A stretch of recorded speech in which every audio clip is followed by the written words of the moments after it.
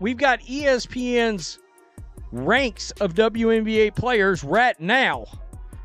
And Caitlin Clark is really high. One could argue she's not high enough.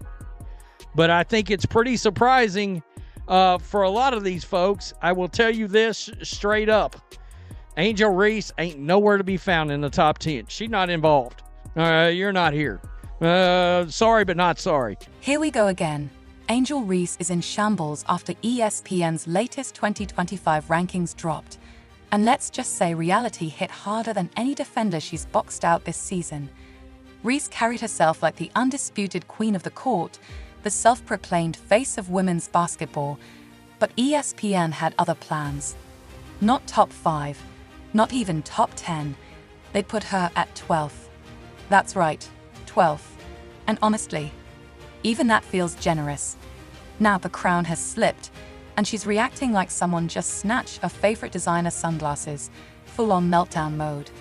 Maybe ESPN just caught a glimpse of her latest blooper reel at Unrivaled. Let's all get a laugh together here, because this is the list. And you see the list, right? Well, I don't see, correct me if I'm wrong, do you see Angel Reese on this list? Meanwhile, Caitlin Clark is sitting comfortably at no. 2, completely unbothered, letting her game do all the talking while Reese scrambles to save face. It's wild because not too long ago, people were actually trying to push this rivalry, acting like comparing Reese to Clark was a real debate. Remember when even the commissioner was in on it?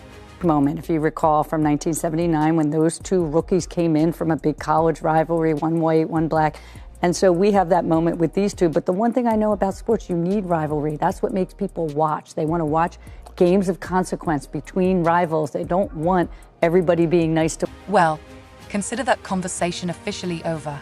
The gap isn't just clear, it's embarrassing. Clark didn't even have to break a sweat, yet she's miles ahead. While Reese is probably rage scrolling through her mentions, trying to tweet through the pain. Need proof. Let's be real. This is downright humiliating for Angel Reese. She had all the hype, all the media attention, and all the trash talk. She built her brand around being asterisk, that girl asterisk, the so-called game changer.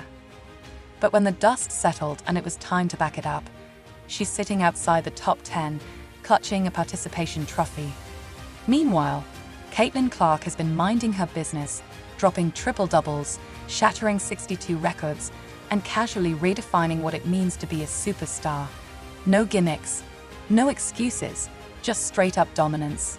Clips. And please spare me the "but she's a double-double machine" argument. Double-doubles are cool and all, but you know what's cooler? Being the actual reason people tune into games. For a while, ESPN had this weird anti-Clark energy, like they were allergic to admitting she was that girl. But guess what? Even they couldn't deny it anymore. She doesn't just move the needle. Asterisk, she is the needle asterisk, she dictates everything. We already know what she's done on the court. It's history. But off the court, the numbers don't lie, the stats don't lie. And now finally, the rankings don't lie either. Meanwhile, Angel Reese fans are out here squinting at the list, scrolling down like they're searching for her name in the fine print. Hate to break it to you, but 12th place isn't exactly superstar status. It's like pulling up to an exclusive VIP party thinking you're a guest of honor, only to get stuck outside while Caitlin Clark is already inside, owning the room. Clark's haters really tried it, pushing every narrative they could to put Reese on her level. But now, silence. Crickets. It's almost peaceful without all that noise. Angel Reese might have energy, an attitude, and sure, she can rebound the ball. But skills, let's be real, she's all hype, no substance. The most unskilled star in recent memory. At least I'll give her this, she's got self-awareness. She knows she's not a great basketball player. That's why she spends so much time half-naked in photo shoots, promoting anything asterisk but asterisk basketball. And let's not pretend the reaction would be the same if the roles were reversed. Imagine if Caitlin Clark was ranked 12th, while Angel Reese sat comfortably at no 2.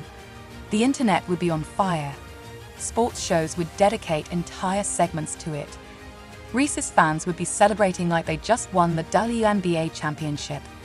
But now that Reese is the one stuck at 12th, suddenly, rankings don't matter. Oh, now ESPN's list is * irrelevant *. Funny how that works. Convenient, isn't it? If we're talking about winning, about contributing to success, about viewership and overall impact, then yeah, Caitlin Clark should have won. Because the reality is, rankings * matter, especially when you've built your whole persona around * people watch women's basketball for me too. *. Meanwhile, Caitlin Clark, she's sitting at no 2, though, let's be real, she should probably be no 1. But she doesn't need that top spot to prove she's the face of women's basketball. She's already done that with record-breaking performances, packed arenas, and jaw-dropping highlights. This ranking, just confirmation of what we've known all along. And Angel Reese? Yikes, she knows it too. You can see it in her game, she's aware. Even when she's on the court, it's like she's thinking, *, this ain't really my thing. Let me get this ball to someone who actually knows what they're doing. You have to see this clip. 3-on-3 basketball. Reese strips a player, sprints down the court, wide open for an easy layup. And * throws the ball behind her * to a teammate instead.